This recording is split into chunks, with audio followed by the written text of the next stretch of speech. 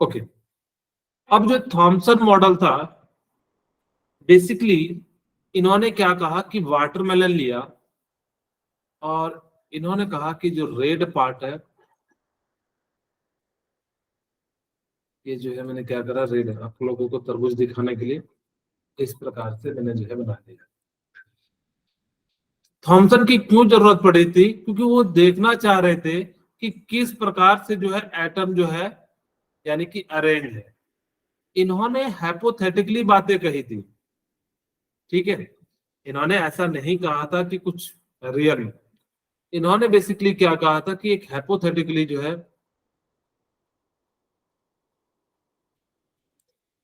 अब आप लोगों को तरबूज जैसा दिख रहा है? Yes sir. ठीक है, ओके, कोई दिक्कत नहीं है। अब इन्होंने एकदम बिल्कुल लाल हरा एकदम जो है तरबूज, काफी मीठा लग रहा है, एकदम पका हुआ, ठीक है, ओके। अब इन्होंने क्या करा कि मॉडल देना था। बेसिकली इन्होंने सोचा कि कैसे अरेंज होंगे, कहाँ एटम होंगे, कहाँ इलेक्ट्रॉन होंगे, कहाँ प्रोटॉन होंगे, कोई ना कोई तो थीसिस तो देना पड़ेगा ना। तो इन्होंने थीसिस दिया। इन्होंने कहा कि जो रेड वाला पार्ट है इसको पॉजिटिव कहा या इसको प्रोटॉन कह दिया। सिंपल शब्दों में कहूं तो इसको हमने क्या कह दिया, प्रोटॉन कह दिया।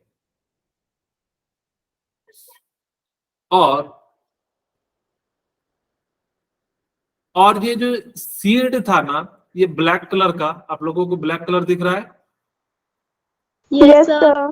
हाँ, इसको इन्होंने क्या कह दिया, सीड को इलेक्ट्रॉन कह दिया। दूसरी बात इन्होंने क्या कही, पहली बात तो ये कह दिया कि मास जो है यूनिफॉर्मली डिस्ट्रीब्यूटेड है। यूनिफॉर्मली डिस्ट्रीब्यूटेड का मतलब है कि हर जगह इक्वल मास होगा, ऐसा नहीं होगा कि कहीं ज्यादा होगा कहीं कम होगा। हमारा बॉडी यूनिफॉर्मली डिस्ट्रीब्यूटेड है या नॉन यूनिफॉर्मली डिस्ट्रीब्यूटेड है मास के अनुसार से? Non uniform. ब्रेन देखो कितना छोटा सा है, यानी कि मास कम है, लेकिन सबसे ज्यादा इंपॉर्टेंट यही है, क्या करोगे, ठीक है। तो अब यहाँ पे इन्होंने भी क्या कहा कि जो एटम होंगे, जो प्रोटॉन होगा, वो पूरा इनका जो मास होगा ना यूनिफॉर्मली डिस्ट्रीब्यूटेड होगा, क्योंकि एक्चुअली इनके पास उस समय सोचने के लिए कोई तरीका भी तो नहीं था। कैसे सोचते, आप लोग खुद सोचिए कि उनके पास ऐसा कोई तरीका तो था नहीं कि जिसके जो है अंदर की बात को देख सके। इसीलिए तो कहोगे सर जब इनकी बातें मैक्सिमम गलत थी तो आप पढ़ा क्यों रहे हो? मैं बता रहा हूं, ये साइंटिस्ट नहीं होते तो मैं आगे की सोच नहीं डेवलप होती। ये इतना ज्यादा इंपॉर्टेंट है क्योंकि थॉमसन ने पहला मॉडल दिया था। इससे पहले लोग सोच भी नहीं रहे थे, आप लोगों ने भी नहीं सोचा होगा। आप भले जानते होंगे कि न्यूक्लियस के अंदर प्रोटॉन न्यूट्रॉन होगा, लेकिन आपने कभी सोचा नहीं होगा कि कैसे इन लोगों ने सोचना शुरू किया होगा कि कहाँ पे इलेक्ट्रॉन होगा, कहाँ पे प्रोटॉन होगा। क्या कभी सोचा था आप लोगों ने? नहीं। सिर्फ इन्होंने जो है क्या करा कि इस बात को सोचने का प्रयास किया। इन्होंने हाइपोथेटिकली कहा, कोई ऐसा लॉजिक नहीं दिया, कोई एक्सपेरिमेंट नहीं दिया। आजकल आप हाइपोथेटिकल नहीं कहिएगा, कोई नहीं मानेगा, क्योंकि आजकल के लोग जो हाइपोथेटिकल कैसे देते हैं, कहेंगे कि आज मैंने रात में ना एलियन से बात किया, मेरा दोस्त बन गया, कह रहा है तुम्हें जो है जादू देंगे, ठीक है। अब वो ऐसी ऐसी बातें करेंगे तो कौन जो है आजकल बिना प्रूफ के मानेगा। इसीलिए आज के समय जो है क्या कर दिया गया है कि आपको उसके लिए जो है एक्सपेरिमेंट करके प्रूफ करना पड़ेगा। पहले के लोगों में इतनी ज्यादा सोच भी नहीं थी क्योंकि इतने पढ़े लिखे नहीं होते थे और उतनी चीजें सोचते भी नहीं थे, और जो कहते थे लोग मान लेते थे, तो पढ़ाई से रिलेटेड उतनी चीजें नहीं थी। लेकिन आजकल के समय में सब चीजें जो है पढ़ाई हो गई, यानी कि बिना पढ़ाई के कुछ भी नहीं होगा। उस समय लोग क्या करते थे, डॉक्टर के पास रहते रहते डॉक्टर सीख जाते थे। लेकिन आज डॉक्टर के पास नहीं रहना है, आज आपको सबसे पहले इलाज करने के लिए डिग्री होनी चाहिए। इसीलिए जो है आपके समय में जो है जितनी भी बातें कही जाएंगी सारी जो है क्या होनी चाहिए, प्रूफ होनी चाहिए। ओके, तो इन्होंने भी हाइपोथेटिकली कहा। हाइपोथेटिकली का मतलब होता है कि अंदाज से, यानी कि अपने विचार दिमाग का यूज करके। देख लो कितना बड़ा खोपड़ी है इनका, इनके अनुसार से जो इन्होंने कितनी सारी चीजें भर के रखी होंगी, क्योंकि जितना ज्यादा ब्रेन का यूज करोगे उतना ज्यादा बढ़ते चले जाएगा। तो इन्होंने इस हिसाब से कहा कि जो मास है वो यूनिफॉर्मली डिस्ट्रीब्यूटेड होगा। दूसरी बात इन्होंने क्या कही कि इसमें जो ना positive and negative overall atom जो होगा वो न्यूट्रल होगा। ये बात आज भी सही है इनकी, सिर्फ यही बात जो है आज भी सही है कि इन्होंने क्या कहा था कि जो एटम जो होगा वो न्यूट्रल होगा। ये बात बिल्कुल आज भी सही है, क्योंकि क्यों सही है, क्योंकि पॉजिटिव एंड नेगेटिव आपस में मिलके वो क्या हो जाएंगे, न्यूट्रल हो जाएंगे। जितना पॉजिटिव चार्ज है उतना नेगेटिव चार्ज है, तो ओवरऑल क्या हो गया, नेगेटिव हो गया, यानी कि जो है न्यूट्रल हो गया। तीसरी बात इन्होंने क्या कहा, इनके बीच, वैसे तो इन्होंने ये कहा नहीं था, लेकिन इनके मन में इन्होंने स्टेबिलिटी के बारे में कुछ बताया नहीं कि कैसे स्टेबल है, लेकिन जो है लोगों के मन में आ रहा था कि पॉजिटिव और नेगेटिव के बीच फोर्स ऑफ अट्रैक्शन लगेगा, और इसी को हम लोग क्या कहेंगे, इलेक्ट्रोस्टैटिक फोर्स ऑफ अट्रैक्शन कहेंगे। आप सभी को पता होगा कि दो अपोजिट चार्ज के बीच में क्या होता है, अट्रैक्शन या रिपल्सन। Attraction. वेरी गुड, यानी कि एक पॉजिटिव एक नेगेटिव होगा तो क्या होगा, अट्रैक्शन या रिपल्सन। Attraction. अगर नेगेटिव नेगेटिव होगा तो क्या होगा, Repulsion. पॉजिटिव पॉजिटिव होगा तो क्या होगा, यहाँ पे प्रोटॉन को उन्होंने पॉजिटिव चार्ज लिया था और इसको चार्ज कैसा ले लिया, नेगेटिव चार्ज ले लिया। और जब पॉजिटिव और नेगेटिव के बीच में क्या लगेगा, फोर्स ऑफ अट्रैक्शन लगेगा, जिस कारण से यहाँ पे इलेक्ट्रोस्टैटिक फोर्स लगता है। इन्होंने ना मॉडल को जो माना ना कि इलेक्ट्रॉन घूम नहीं रहे हैं, स्टैटिक मॉडल माना। स्टैटिक का मतलब होता है रुका हुआ, यानी कि जबकि एक्चुअल में इलेक्ट्रॉन क्या रुके हुए हैं क्या,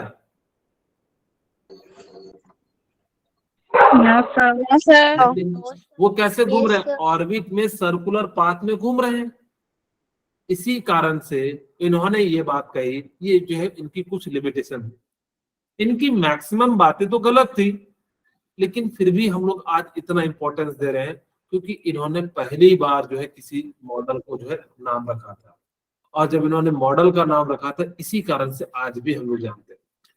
थॉमसन मॉडल को याद रखने के लिए आप याद रखिएगा एम का मतलब क्या, जस्ट अपोजिट कर दीजिए डब्लू, और डब्लू से क्या हो जाएगा, वाटरमेलन। ठीक है, और जैसे ही वाटरमेलन हो जाएगा तो आप थॉमसन मॉडल में याद रखिएगा, क्योंकि आगे चल के बहुत सारे मॉडल हो जाएंगे। डाल्टन्स थ्योरी, थॉमसन मॉडल, फिर आएगा रदरफोर्ड मॉडल, फिर बोर्स मॉडल, फिर इसी प्रकार से अलग अलग मॉडल आते रहेंगे।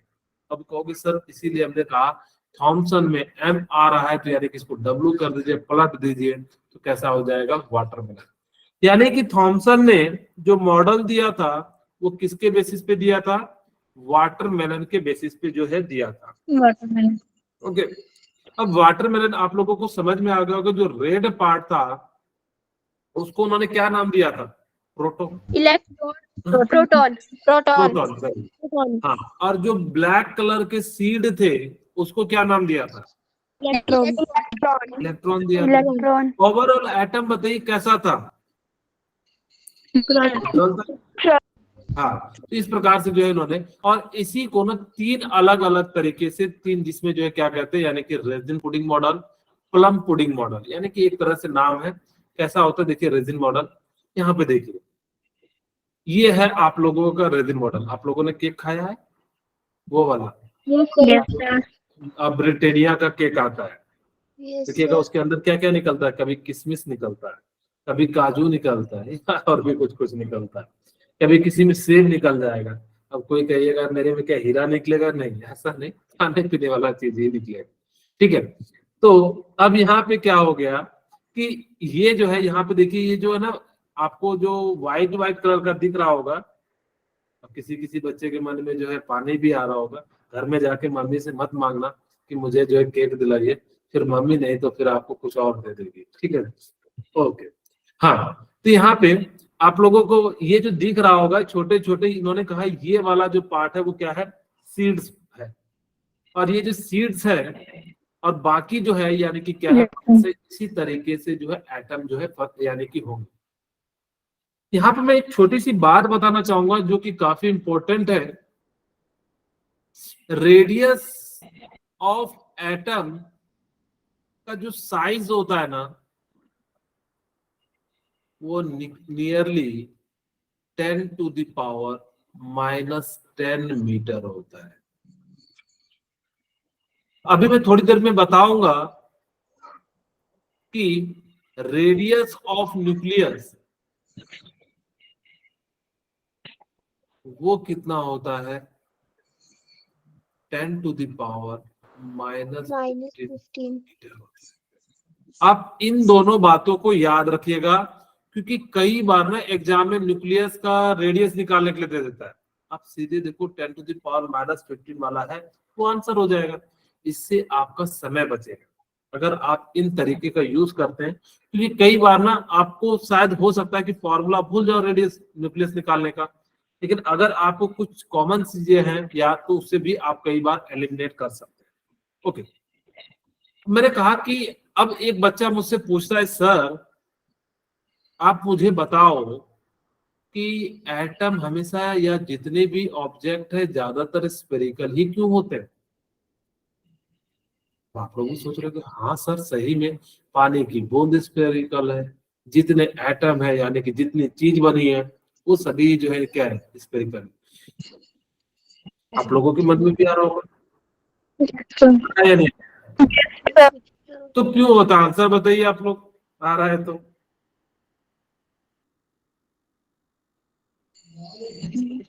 किसी के मन में कुछ आ रहा हो तो बताइए। किसी के मन में कुछ नहीं आ रहा है? ये आ रहा है रेजिन पुडिंग। देखिए एक्चुअली क्या होता है, मैं तो हंसाने के लिए बोलता हूँ, आप लोग जो है बुरा मत मानिएगा, ठीक है। हाँ, कई बच्चे के मन में आ रहा होगा कि सर इसको हटाओ, दूसरा लगाओ पिक्चर, हमारा तो ध्यान इधर ही चले जा रहा है। अब यहाँ पे इसके 3 रीजन है। कोई भी एटम का जो शेप है वो स्फेरिकल होता है। स्फेरिकल का मतलब समझते हो ना? Yes, जैसे sir. बॉल, हाँ बॉल जो होता है वो कैसा होता है, स्फेरिकल शेप का होता है। वो अलग बात है, बीच में खाली होता है, लेकिन यहाँ पे वैसा नहीं होता है, ठीक है। अब स्फेरिकल के 3 रीजन है। पहला रीजन कहता है कि छोटे से पार्ट में मैक्सिमम मास आ जाती है। अगर आप उतना ही मास अगर जब दूसरा बनाओगे तो उतना मास नहीं आएगा। दूसरा रीजन होता है कि स्पेयर में ही सभी डायरेक्शन में इक्वल फोर्स ऑफ अट्रैक्शन लग सकता है या रिपल्सन, दोनों लग सकता है। अट्रैक्शन की बात करेंगे तो रिपल्सन भी तो लग ही सकता है ना, लेकिन हमारे एटम में जो लगता है वो इलेक्ट्रोस्टैटिक फोर्स ऑफ अट्रैक्शन लगता है। इसीलिए सभी जगह पे इलेक्ट्रोस्टैटिक फोर्स ऑफ अट्रैक्शन की बात कहा जाता है। आप लोगों को समझ में आ गया होगा कि पहला रीजन तो हमने बताया कि स्फेरिकल होता है, मास ज्यादा होता है छोटे से एरिया में। दूसरा हमने कहा कि वो चारों डायरेक्शन में इक्वल फोर्स ऑफ अट्रैक्शन लगाएगा। तीसरा रीजन होता है सरफेस टेंशन, टेंशन जो होता है कम लगता है। इन्हीं 3 रीजन से एटम जो होते हैं वो कैसे होते हैं, स्फेरिकल में होते हैं। जितनी भी चीजें हैं मैक्सिमम, अगर आप उसके फंडामेंटल लेवल पे जाएंगे तो वो आपको स्फेरिकल ही दिखेंगे। अब ये नहीं कहना कि सर हम तो बोतल देखिए सर हमारा तो सिलेंड्रिकल है। उसके जो कंस्टिट्यूएंट पार्टिकल है, इलेक्ट्रॉन, प्रोटॉन, न्यूट्रॉन या एटम, वो सभी के सभी कैसे होते हैं, स्फेरिकल होते हैं। ओके, अब कहोगे सर ठीक है मुझे समझ में आ गया कि स्फेरिकल होते हैं। 3 रीजन है, आपने बताया कि मास ज्यादा आएगा छोटे से एरिया में। तीसरा, सेकंड बताया कि वहां पे इलेक्ट्रो जो फोर्स ऑफ अट्रैक्शन सब में बराबर लगेगा। तीसरा आपने कहा कि उसका जो है सरफेस टेंशन कम हो जाएगा। इसी कारण से मैक्सिमम जो है वो किस शेप में रहना पसंद करते हैं, स्फेरिकल में होता है। Spherical. ओके, फिर second point, positive charge is uniformly distributed throughout the sphere. मैंने बताया था कि जो चार्ज होगा वो पूरा का पूरा जो है यूनिफॉर्मली डिस्ट्रीब्यूटेड होगा। यूनिफॉर्मली का मतलब होता है कि ऐसा नहीं होगा कि कहीं ज्यादा होगा कहीं कम होगा, पूरा जो होगा वो सभी जगह पे बराबर मास होगा। अगर ऊपर में 1 kg है तो नीचे में भी 1 kg होगा, दाएं में 1 kg है तो बाएं में भी 1 kg होगा, कहीं भी ले लीजिएगा तो उसका मास जो होगा वो यूनिफॉर्मली डिस्ट्रीब्यूटेड हो जाएगा।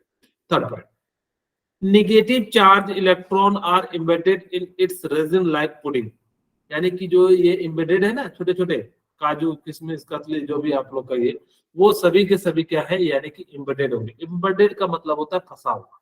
ठीक है, ओके। अब हम बात करते हैं, अब एक तरफ तरबूज है, एक तरफ प्लम फ्लोटिंग मॉडल है। अब बताओ क्या लेना पसंद करोगे, बोलिए। watermelon, ओके, वेरी, watermelon, हाँ ठीक है। आप लोग जो है स्वास्थ्य पे ज्यादा ध्यान दे रहे हैं तो वाटरमेलन, और अगर जो टेस्ट पे ज्यादा ध्यान दे रहे हैं तो प्लम फ्लोटिंग मॉडल। ज्यादातर बच्चे जो है यहाँ पे प्लम फ्लोटिंग मॉडल ही लेंगे, 2-3 बच्चे जो है हेल्थ पे ध्यान दे रहे हैं। Okay, mass of atom is assume to uniformly distributed overall weight, यानी कि इसका जो मास होगा वो क्या हो जाएगा, यूनिफॉर्मली डिस्ट्रीब्यूटेड होगा। ये वाला ध्यान से सुनिएगा। Electron are embedded in atom in such a way that the most stable electrostatic arrangement is achieved. मैंने आपको शुरू में ही बताया था कि पॉजिटिव और नेगेटिव के बीच फोर्स ऑफ अट्रैक्शन लगता है। यहाँ पे इसका मतलब है इलेक्ट्रोस्टैटिक, का मतलब होता है इलेक्ट्रॉन एंड प्रोटॉन के बीच जो एटम में लगता है उसी को हम लोग कहते हैं electrostatic force of attraction. Electrostatic में ओके, तो ये बात तो समझ में आ गया होगा कि दो अपोजिट चार्ज है, इस कारण से यहाँ पे क्या लग रहा होगा, इलेक्ट्रोस्टैटिक फोर्स ऑफ एटम। तो इसकी जो लास्ट पॉइंट है, इन्होंने ये बात कहा जो कि आज भी वैलिड है, ये वाला जो पॉइंट है आज भी वैलिड है। इन्होंने कहा था overall atom is neutral, atom is neutral, यानी कि basically explain the overall neutrality of an atom, यानी कि जो एटम होगा वो कैसा होगा, न्यूट्रल होगा, यानी कि आप कहीं से भी देख लीजिए जो है न्यूट्रल हो जाएगा। एक क्वेश्चन कराते फिर मैं इसके सारे पॉइंट को लिख देता हूं। Which of the following property of atom could be explained correctly by the Thomson model of atom? आप सभी मुझे बताइए, अभी मैंने जितना पढ़ाया था उसके अनुसार से कि कौन सा पॉइंट जो है सही है। option A, option A, very good, overall neutrality of atom. एक बच्चा मुझसे बोला कि ठीक है सर, मैं ये तो समझ गया कि उन्होंने कहा था स्टेबिलिटी ऑफ एटम, एक्चुअली इन्होंने कुछ बताया नहीं था स्टेबिलिटी ऑफ एटम की, कैसे इनकी लिमिटेशन थी। इनको समझ में नहीं आ रहा था कि कैसे ये आपस में बंधे हैं, कैसे स्टेबल हो रहे हैं, इनके बारे में इन्होंने कुछ नहीं बताया था, ना तो स्पेक्ट्रा के बारे में बताया था, ना तो अब एक बच्चा कहता है पोजीशन ऑफ इलेक्ट्रॉन प्रोटॉन और न्यूट्रॉन, नहीं, इन्होंने जो पोजीशन बताया था वो गलत ही बताया था। क्या सही बताया था क्या? मास यूनिफॉर्मली डिस्ट्रीब्यूटेड नहीं होता है, आज आपको पता है न्यूक्लियस में होता है। उन्होंने कहा yes, यानी कि जो इलेक्ट्रॉन एम्बेडेड होता है, जबकि गलत है, वो इलेक्ट्रॉन तो घूम रहा होता है। इन्होंने स्टेबिलिटी ऑफ एटम के बारे में नहीं बताया था, तो इसी कारण से इनकी ज्यादातर तो बातें गलत थी, लेकिन फिर भी इंपॉर्टेंस है क्योंकि इन्होंने शुरुआत की थी। ठीक है, ओके। अब हम बात करते हैं लिमिटेशन कहाँ रह गया, सीधे हम क्वेश्चन पे पहुंच गए। ठीक है, ओके, कोई नहीं, हम अब यहाँ पे सम इंपॉर्टेंट पॉइंट्स की हम बात करते हैं। आप लोग इंपॉर्टेंट पॉइंट्स लिख लीजिएगा, या लिख ही देते फटाफट से, थोड़ा हमने ज्यादा खींच दिया। सम, कोई नहीं, हमारे पास लास्ट में 5-10 मिनट तो आप लोगों का ले ही सकते हैं ना, बोलिए। क्लास के 5-10 मिनट एक्सटेंड कर सकते हैं ना? yes, yes sir, sir. मानते हैं आप लोग बहुत बड़े आदमी है, समय आप लोगों के पास कम होगा, लेकिन फिर भी 5-10 मिनट दे दीजिएगा। ओके, पहला मुझे बताओ, मास यूनिफॉर्मली डिस्ट्रीब्यूटेड था या नहीं था? Yes sir. Mass of yes, sir, atom are uniformly distributed.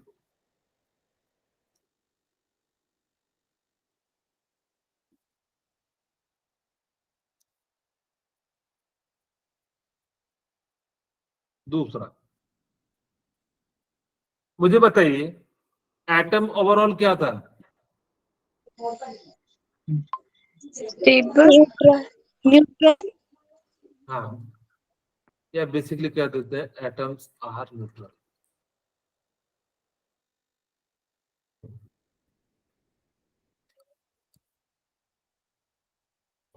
Electron are embedded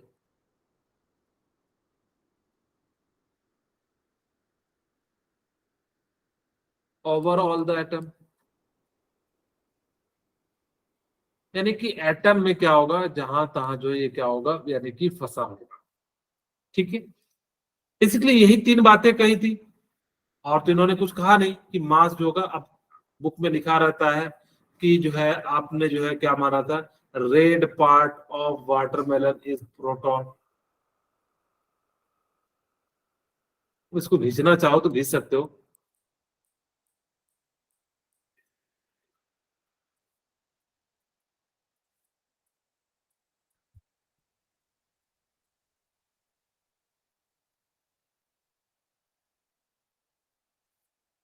and seeds are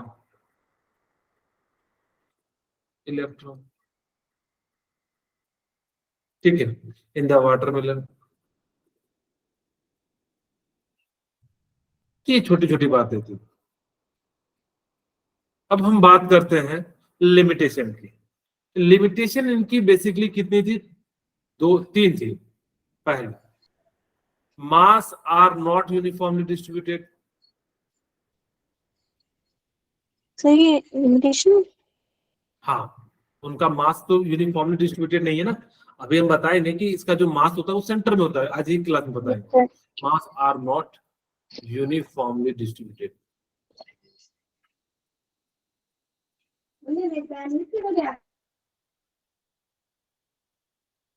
यानी कि क्या होगा कि मास जो है पर्टिकुलर जगह पे क्या रहता है, कंसंट्रेट रहता है। It could not explain the stability. हाँ stability of atom.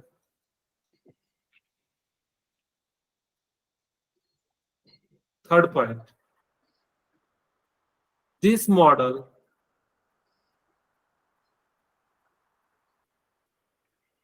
was not static।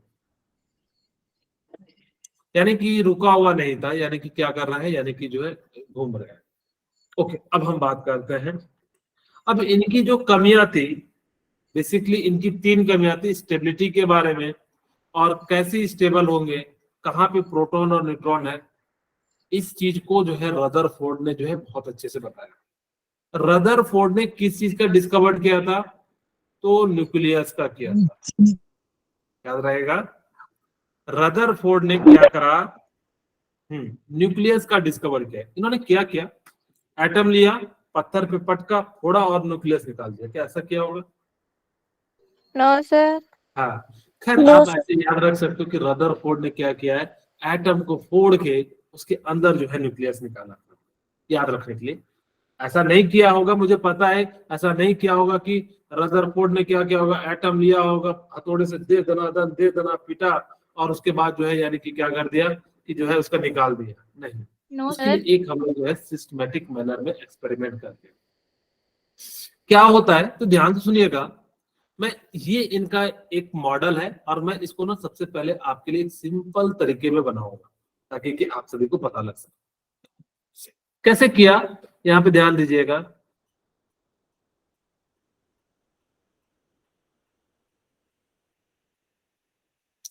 अब मान लीजिए कि आप लोग थोड़ा सा नहीं बनेगा उतना बढ़िया, तो आप लोग समझ जाइएगा। अरे यार जल्दी बन जा भैया।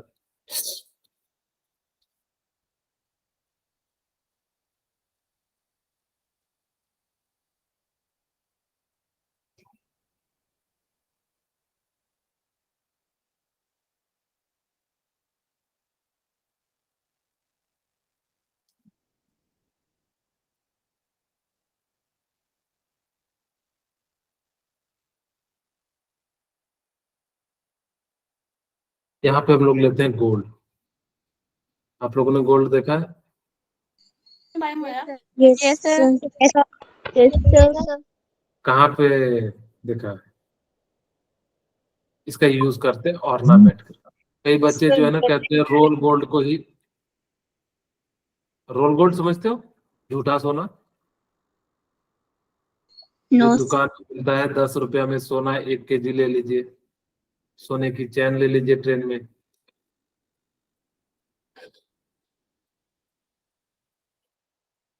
देखा होगा आप लोगों ने। Yes, sir. Yes, sir. वो वाला नहीं है, एकदम बिल्कुल ओरिजिनल वाला है। अब चोरी नहीं करने का सोचना।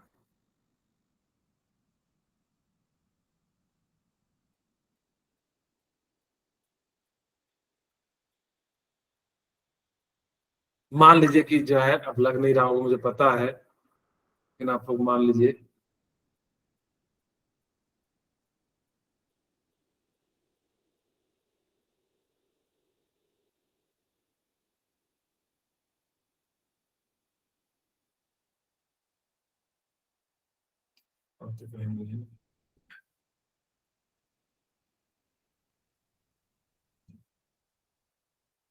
ओके, ठीक है। अब यहाँ पे हमने स्लिट ले लिया, समझाएंगे कि क्यों स्लिट लिया, क्यों क्या किया, इन सभी के बारे में एक एक करके हम समझाएंगे। पहले यहाँ पे ये बना देते हैं,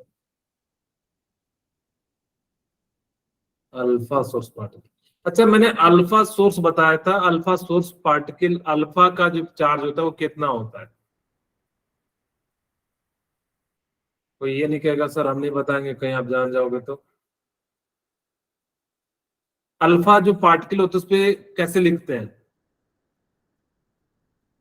बोलिए, पिछली क्लास में तो बताया था डिस्कवरी ऑफ न्यूट्रॉन में He++ को अल्फा पार्टिकल कहते हैं, याद रखना। फिर से बताता हूँ, कई बार बताता हूँ, आप लोग ध्यान नहीं रखते। कहां से निकलेगा, ठीक है। इसको कहते हैं अल्फा सोर्स पार्टिकल।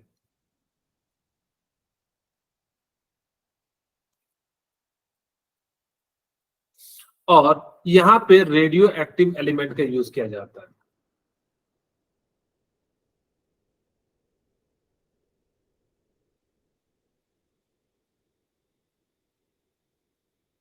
ठीक है, थोड़ा कलर चेंज कर देते हैं। और यहाँ पे हमने क्या यूज किया? Fluorescent material. फ्लोरोसेंट मटेरियल आप लोगों को मैंने बताया हुआ है क्या होता है, जो लाइट पड़ने पे क्या करता है, अंधेरा करता है या लाइट चमकता है? चमकता है सर। वेरी गुड, रास्ते रास्ते में जो लगे होते हैं। वेरी गुड, थैंक यू बेटा। चलो कुछ तो याद है। क्या कह रहे थे इसको? Fluorescent, fluorescent material. Fluorescent material किस चीज का बना होता है? Zinc sulfide. Very Zinc good, sulfide. चने की जो जिंक सल्फाइड का बना होता है। इसको कहते हैं डिटेक्टिव लेयर, डिटेक्टिव फिल्म, जो भी कह सकते हो। आप सभी ने देखा होगा बहुत सारी डिटेक्टिव फिल्म, या यहाँ पे हम डिटेक्टिव लेयर कहते हैं। ओके, इसको हम लोग क्या कहेंगे? Gold. गोल्ड। इसको हम लोग क्या कहेंगे? सिलिट। ठीक है, ओके, एक एक करके हम जो है कहानी शुरू करते हैं। ये जो अल्फा पार्टिकल है, मुझे बताइए इसका किसे कहते हैं? He प्लस को कहते हैं। ठीक है, अब पहला क्वेश्चन मुझे बताइए कि अल्फा पार्टिकल ही क्यों यूज करते हैं? क्योंकि यहां पे हम लोग क्या कर रहे हैं, गोल्ड यूज कर रहे हैं। अब जब ये अल्फा पार्टिकल जो है क्या होगा, गोल्ड से टकराएगा। ठीक है, तो अल्फा का मास कितना होता है? 4 होता है। इसका मास कितना होता है? 168 के आसपास होता है। Yes, sir. इस कारण से यहाँ पे टकराएगा तो रिटर्न हो जाएगा। पहले फिलहाल हम यहाँ से निकलते हैं कि यहाँ पे अल्फा सोर्स क्या होता है, He+। यहाँ पे कैसे बनता है? रेडियो एक्टिव, यानी कि पोलोनियम को हम लोग क्या कराते हैं, रिएक्ट कराते हैं और यहाँ से बनता है। और ये यहाँ से निकला। अब ये क्या है? स्लिट है। स्लिट क्या है? बेसिकली एक छोटा सा होल होता है, उसी से पास होता है। अब कहोगे सर ये क्यों लिया? तो इसके लिए बेसिकली मैं अगर बताऊं, ऐसे देखिए, मान लीजिए कि आप सभी कहीं पे जाते हैं तो लाइन में जाते हैं कि नहीं जाते हैं? बोलिए, लाइन में ही जाते होंगे। ऐसा तो Yes, नहीं है sir. कि आप लोग कहीं Yes, भी sir. घूमने फिरने जो है एकदम कहीं से भी एंट्री कर देते, नहीं। तो यहां से इसलिए किया गया ताकि कि इधर उधर टकराए तो उधर उधर ग्लो करेगा, तो सही से आपको पता नहीं लग पाएगा कि एक्चुअल में क्या हो रहा है नहीं हो रहा है। इसीलिए हम लोगों ने क्या करा कि प्रिसाइज मैनर में रेस जाए, तो इसीलिए हम लोगों ने क्या करा, यूज किया। और जब यहां से पास हुआ तो ये जो है ना देखा गया कि पर्टिकुलर रीजन में बहुत ज्यादा जो है डेविएट हो रहा है, यानी किस रीजन में मैक्सिमम तो स्ट्रेट लाइन में पास हो गया, बट कुछ जो है यानी कि सम एंगल पे डेविएट हो रहे थे, और एक जो था 180 डिग्री पे जो है डेविएट होके आ रहा था। ठीक है, कहोगे सर ये क्या बना दिया। फिलहाल अभी आपको शायद रेस की ना समझ में आए तो कोई दिक्कत नहीं, आपको 2 मिनट में बिल्कुल क्लियरिटी हो जाएगी। अब आपके मन में आ रहा होगा कि सर मुझे ये पहले बताओ कि आपने गोल्ड फॉइल का यूज क्यों किया। तो मैं कहूंगा कि ये जो ना थिन लेयर में कन्वर्ट हो जाता है।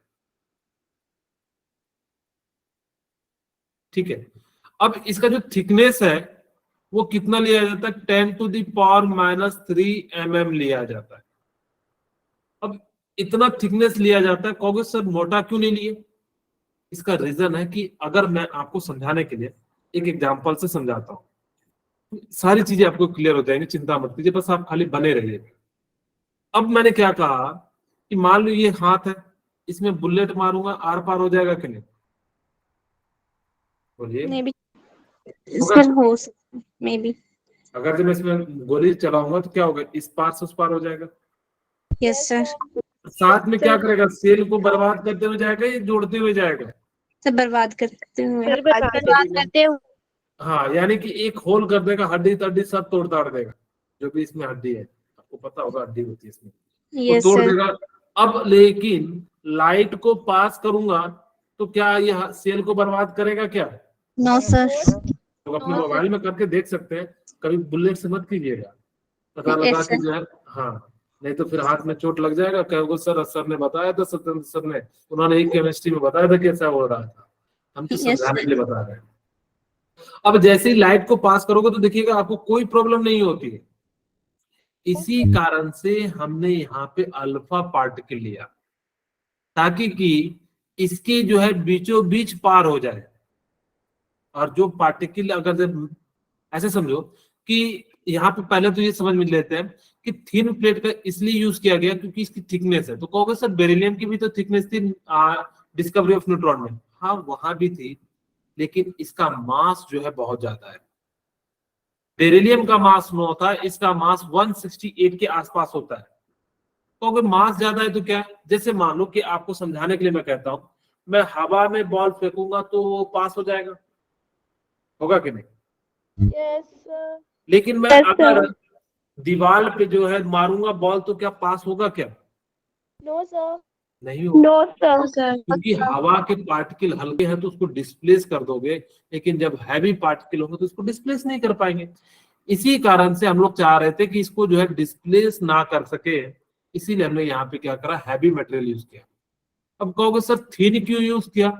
अगर आप मल्टी लेयर यूज करोगे तो हो सकता है कि उसकी ज्यादा से ज्यादा रेस जो है टकरा के वापस ही आ जाए। इसी कारण से हमने यहाँ पे जो है क्या करा, थिन लेयर का यूज किया। अब यहाँ पे इस चीज को ना समझाने के लिए मैं थोड़ा सा ऐसे समझाता हूं। यहाँ पे देखिए, मान लीजिए ये एटम है, ये क्या है आपका, एटम है, और यहाँ पे ये जो है पॉजिटिव है। अगर देखा गया कि मोस्ट ऑफ द रेज जो है वो बिल्कुल स्ट्रेट लाइन में पास हो गया, ठीक है, मोस्ट ऑफ द रेज कैसे पास हो गया, स्ट्रेट लाइन में पास हो गया। बट जब वो न्यूक्लियस के पास से जा रहा था तो देखा गया कि वो इस डायरेक्शन में डेविएट हो गया, और ये वो इस डायरेक्शन में उसे टच नहीं करता है, याद रखना, वो इस डायरेक्शन में चले गए। बट एक रेज जो था वो आया और यहां से जो है रिटर्न हो गया। ठीक है, इसका डायरेक्शन सही बनाते हैं।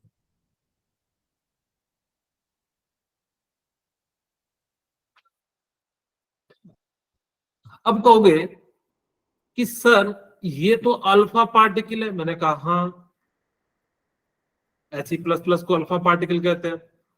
मुझे ये बताओ सर कि ये ऊपर की ओर क्यों गया, ये इधर की ओर क्यों नहीं गया? तो मैं कहूंगा कि बेसिकली यहां पे क्या हो रहा है, न्यूक्लियस पे पॉजिटिव चार्ज होगा, पॉजिटिव चार्ज होगा, और अल्फा पार्टिकल पे भी पॉजिटिव चार्ज है, Yes, sir. और जब इस पे चार्ज है तो पॉजिटिव पॉजिटिव अट्रैक्ट करेंगे या रिपेल करेंगे? Repulsion. भेजा। बट अगर नेगेटिव चार्ज होता तो ऐसा और ऐसा होगा। क्लियर है? Yes, sir. अब जैसे ही यहाँ पे पॉजिटिव चार्ज है तो कहोगे ठीक है सर, मुझे ये तो समझ में आ गया कि पॉजिटिव है, और यहाँ पे वैकेंट स्पेस है इसलिए सीधे सीधे पास हो गया। ये मुझे समझाओ कि ये रिटर्न क्यों हो गया। एक्चुअली क्या होता है, आपको ऐसे समझाता हूँ। आप लोग मान लो कि किसी सर से डरते होंगे, किसी घर में या किसी न किसी से आप लोग सभी जो है डरते होंगे। आप लोग मान लो कि एकदम फुदकते हुए जा रहे हैं कि अब तो देखो हम तो शेर हैं, और सामने जो है वो सर आ जाए जिससे आप डरते हैं, तो कैसे रिटर्न हो जाएंगे, तुरंत बैक हो जाओगे, होते हैं कि नहीं? कभी किसी ने ऐसा फील किया है? अरे बोलिए क्या दिक्कत है, आप लोग बोलते क्यों नहीं हो? हाँ, सभी ने किया होगा, खास करके जब भी मम्मी के सामने हम लोग शेर बनते हैं, दर से उधर से पापा आ जाते चुपचाप एकदम, नहीं मम्मी कहती कहाँ गया ये, अरे ये तो इस प्रकार से भी जो है कई बार होता है। सेम यहाँ पे भी हुआ कि ये पॉजिटिव चार्ज है और यहाँ पे भी पॉजिटिव चार्ज है, और यहाँ से जो है क्या हो जाएगा, निकलेगा, और यहाँ से जो है क्या हो जाएगा, ये रिपेल हो जाएगा, टकराता नहीं है। इस बात को याद रखना। ये भले हमने यहाँ पे टकराता हुआ दिखा दिया, लोग मैं आपको हटा देता हूँ, ठीक है, ये टकराता नहीं, यानी कि कुछ दूर पहले ही रिटर्न हो जाता है, ऐसा नहीं कि धक्का मार देते हैं सर को, ठीक है, पहले ही हम लोग क्या हो जाता है, रिटर्न हो जाता है। इस कारण से उन्होंने कहा कि जो भी मास होगा वो इसी पार्ट में होगा, और इस पार्ट को इन्होंने क्या नाम दे दिया, न्यूक्लियस नाम दे दिया। अब आप लोगों को थोड़ा ज्यादा अच्छे से समझ में आएगा जब ये वाला डायग्राम देखिएगा। तो यहां से क्या हुआ कि जैसे ही आपने पास कराया, देखिए मोस्ट ऑफ द रेस क्या हो गया, पास हो गया। इसका मतलब क्या है कि उसके पास वैकेंट स्पेस ज्यादा है, यहाँ पे देख सकते हैं कि ज्यादा से ज्यादा स्पेस खाली, छोटा सा ही तो पार्ट है यहाँ पे न्यूक्लियस। अब कोई कहेगा सर यहाँ पे आपको कैसे पता चला कि मास है, क्योंकि ये रिपल कर रहा है। अगर इस पे चार्ज होता तो हो सकता था कि यहाँ पे क्या होता, सीधे सीधे चले जाता, लेकिन यहाँ पे क्या हो रहा है कि ये क्या कर रहा है, इस पे मास है, इसी कारण से जो है ये डेविएट नहीं कर पा रहा है। इसी पर्टिकुलर रीजन में यहाँ पे जो सीधा सीधा आपको इमेज नहीं बनेगा, बाकी जगह पे आपको स्ट्रेट लाइन जो है इमेज बनेगा। अच्छा, ये तो समझ में आ गया सर मुझे, ये इसके अंदर मोस्ट ऑफ द स्पेस जो होता है वो वैकेंट होता है, और सेंटर के पास जो है डेविएट हो जाएगा, और 20,000 में से एक अल्फा पार्टिकल जो है वो रिटर्न हो जाता है। कितने में से बोलिए? 20,000। हाँ, 20,000 में से एक पार्टिकल 180 डिग्री पे क्या हो जाता है, यानी कि जो है लेफ्ट कर जाता है, यानी कि जो है रीबाउंस हो जाता है। तो इसी पार्टिकल को, ये जो न्यूक्लियस है, और इसी का नाम क्या पड़ा, यानी कि जो छोटा सा गोला है उसको न्यूक्लियस कह दिया।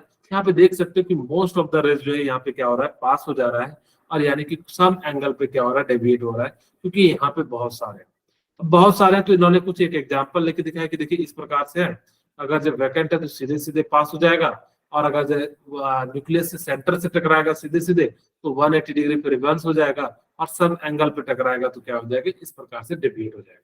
और ये जो छोटे छोटे गोले हैं, इन्हीं को हम लोगों ने क्या कह दिया, न्यूक्लियस कह दिया।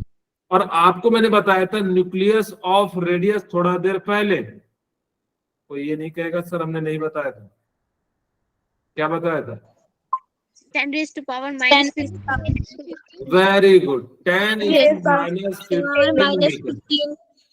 ओके, वेरी गुड, आप लोग तो याद रखते हो, ठीक है। न्यूक्लियस ऑफ रेडियस जो हो जाता है 10 to the power minus. Nucleus of atom कितना बताया था? 10 raised to power minus 10. 10⁻10।